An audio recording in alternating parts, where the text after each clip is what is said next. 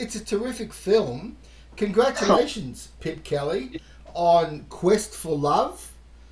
Is that your preferred title, or would you prefer to call it the full title? Yeah, I do generally. Yeah, and thank you. So yeah, Thomas Banks's Quest for Love, I've called it because I really wanted Thomas in the title, I guess. It's his story, so it's his individual story. So yeah, I do often use that full title. Yeah. Describe this story. Describe this film. Well, Thomas Banks's Quest for Love is about a young gay guy with cerebral palsy.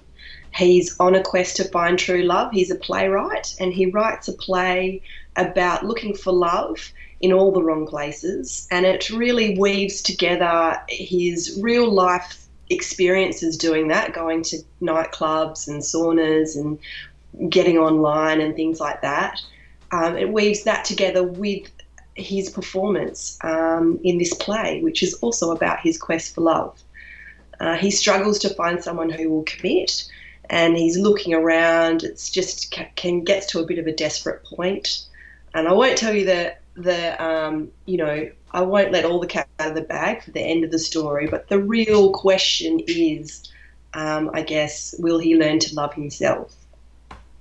Why did you make it?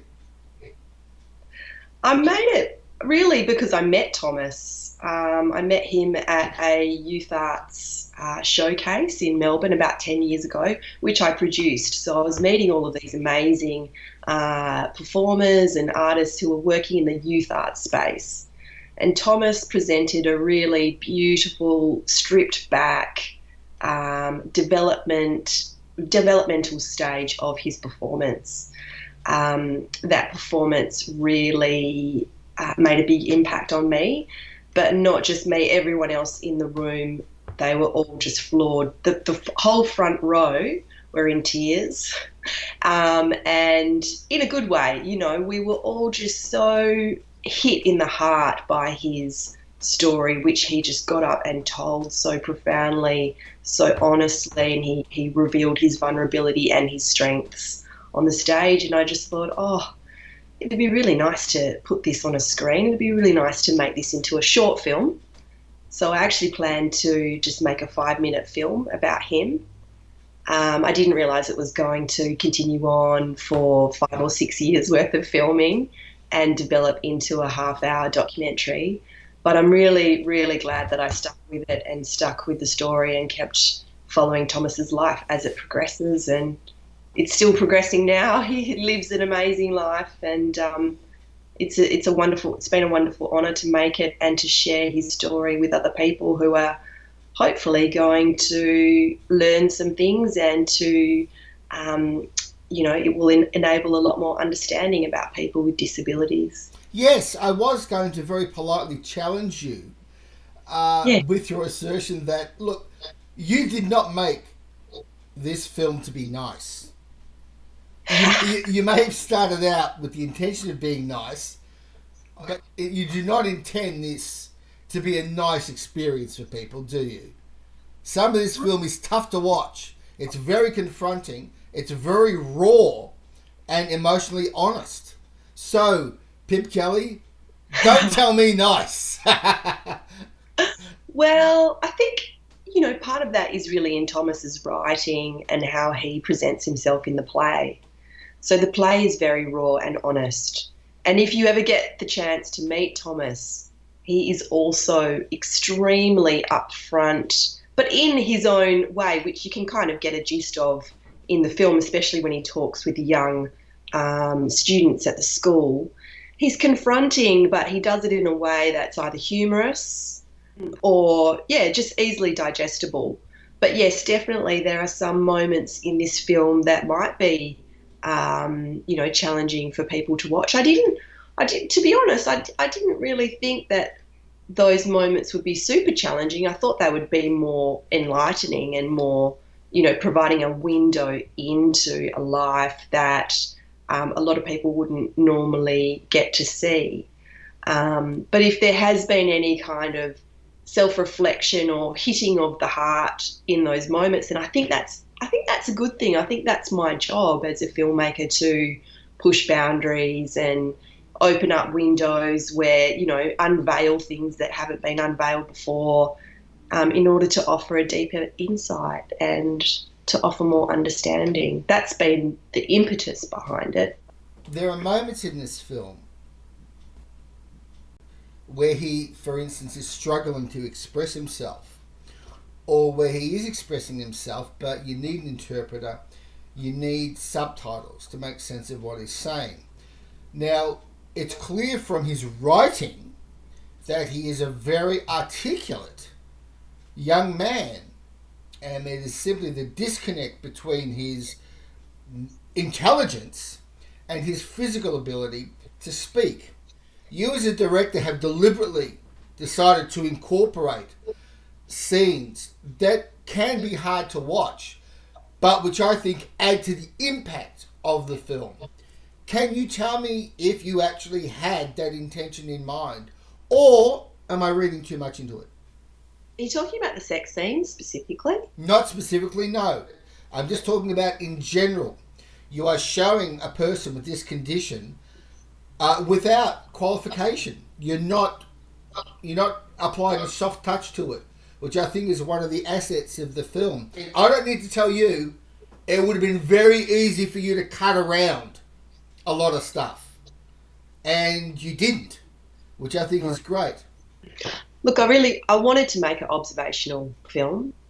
So with that kind of style and process in mind, it was really about following him, listening to him, and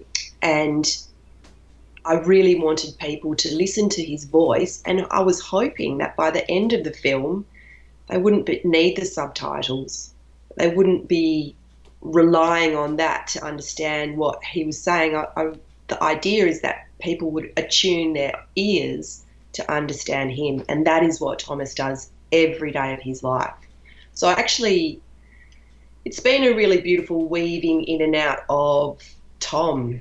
I mean, if you spend a bit of time with him, you'll just see how he demands to be heard, and he demands to be seen and to be understood. So, yeah, of course, could have cut around all of that stuff, but who wants to make a sweet saccharine? That wouldn't be the truth, would it? I'm not too sure if it was any deeper than that, than just to really show what really is for me. I love the observational style and methodology, and also the idea of following someone's life over a long time and really getting intimate with them. I think that's a beautiful way to tell a story, especially if it's about one person in particular. And so that way allowed me to do that. And obviously Thomas was also very open to me, and wanted me to help tell his story. So, yeah, you can see that on the screen too. Did you want the film to be confronting to a certain degree? To be honest, I didn't really know how the film was going to play out, and that's one of the fun things about observational, is that you don't know what you're going to be capturing. But I knew that Thomas had a really important story to tell.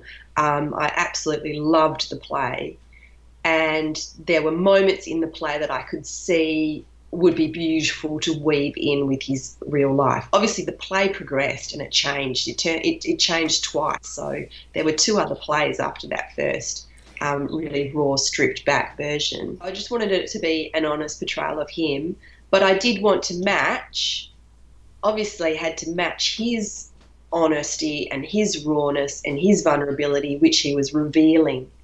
So, in a way, Thomas was really in control of that, in terms of what he was revealing in front of the camera. Can you just tell me a bit about the nuts and bolts of the making of the film? Sure, yeah. So I was living in Melbourne when I met Thomas, and I started filming him, intermittently. We'd have chats, and I knew I wanted to film his play and perhaps a little journey of him looking for love. Then I moved to Brisbane, so that made things a little bit difficult, and I would travel down to Melbourne. I travelled down about 3 or 4 times over the space of 5 years, 5 or 6 years. Now, during that time, he developed his play twice. So we recorded the play twice, and I also filmed him observationally going out to nightclubs and, hanging out with his family at the netball courts. And we even went to the Logies one night. He was like, "You've got to come with me to the Logies. I'm going to interview stars on the red carpet." I was like, "I'm there, mate." So, we just tried to put in as much of him as possible over the span of 5 or 6 years. And during that time, we were getting support through Possible and a few other little campaigns and grants that came through. So that was really lucky. So I did shoot a lot of it myself, but I had support and help from a lot of people in the documentary community. People in Melbourne who have been working in the industry for years and years and years have all advised me and helped me to get this film on the screen, which I'm just so grateful for.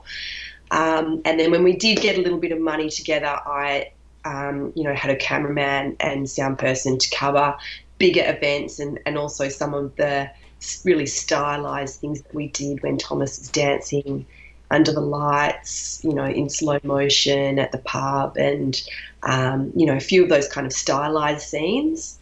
I did finish shooting. The very last shoot, I was, I think, about maybe 6 or 7 months pregnant with my first baby.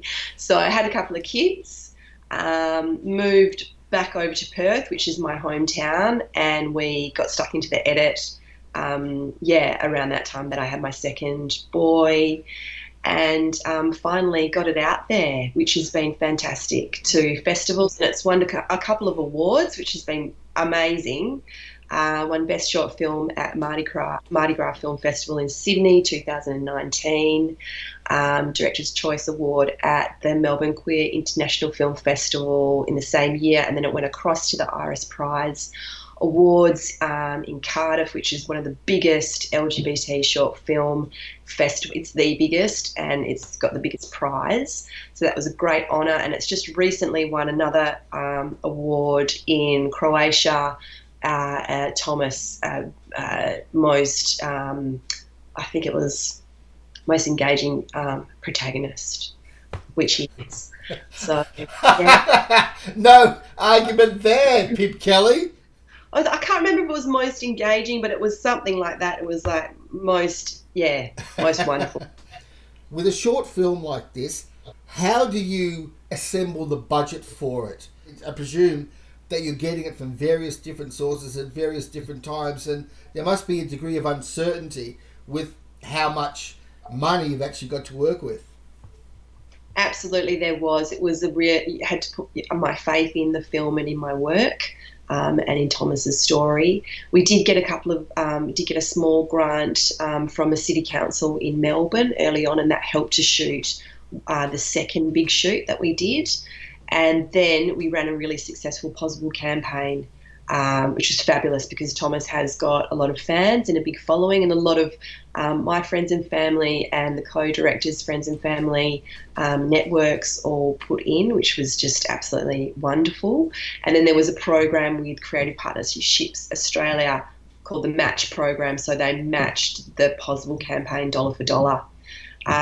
We wouldn't have been able to edit this film without all of that money coming towards it. And obviously we spoke to broadcasters early on who were all really, really interested and loved the character and loved the story.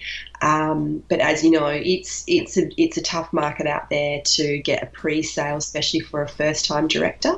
So even though I'd gone to the BCA and worked with lots of wonderful companies in Melbourne on series and documentary for TV, not in a director's role, but across a whole range of different roles, just getting that first one up, it's really, you have to pull all your grit together and determination and really believe in yourself to get it through if you haven't got the funding support officially.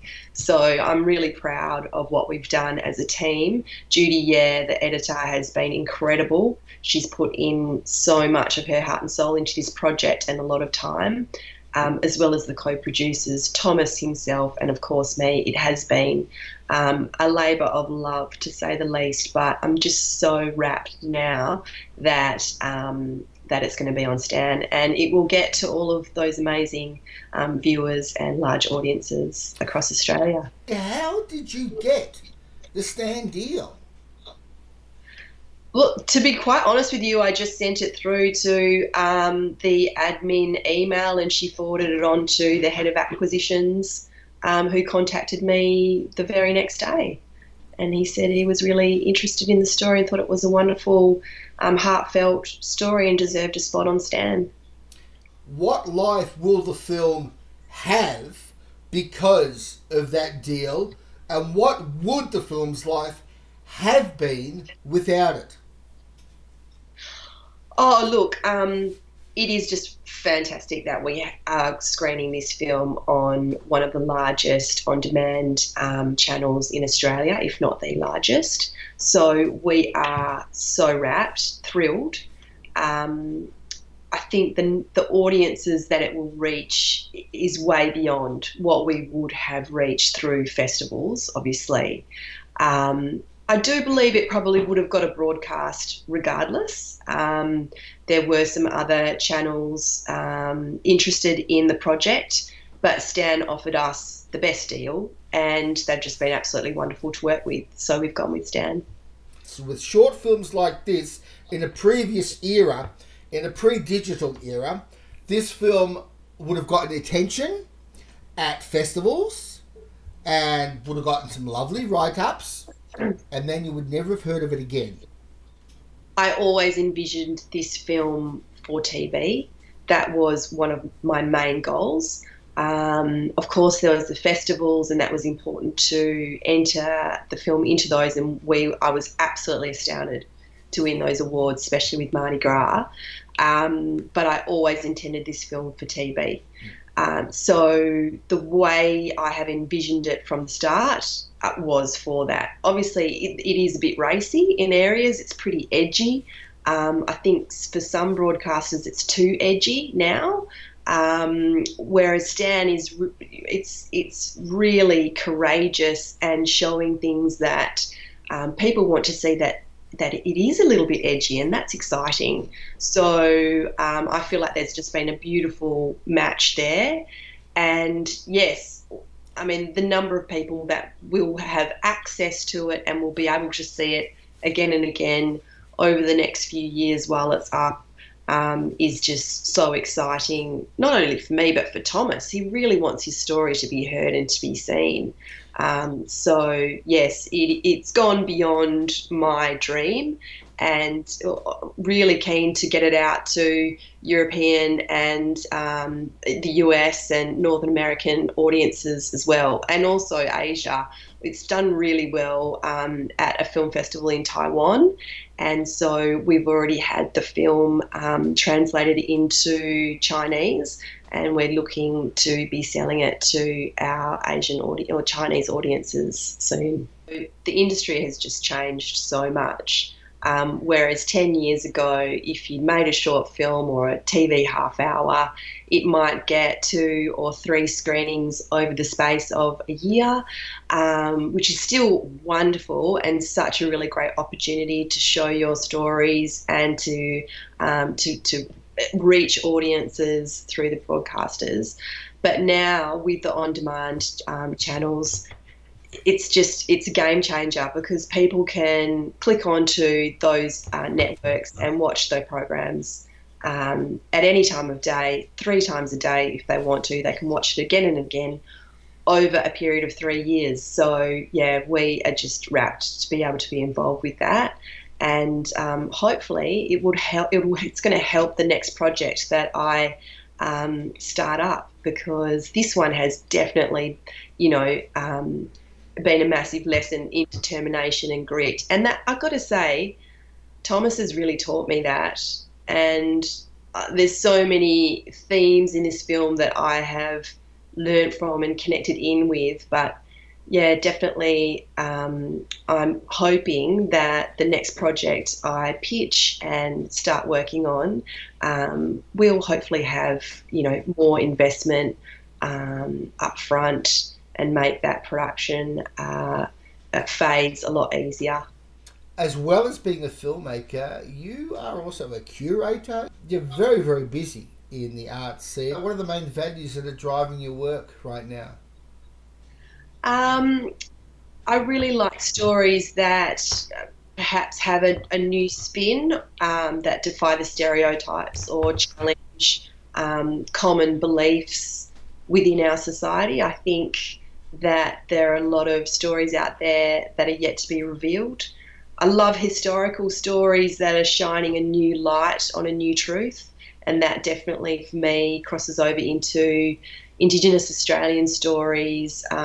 I love stories about diversity, so I think anything that I can help to amplify or share about Australia's diversity and the truths about our history, I find that definitely drives my work.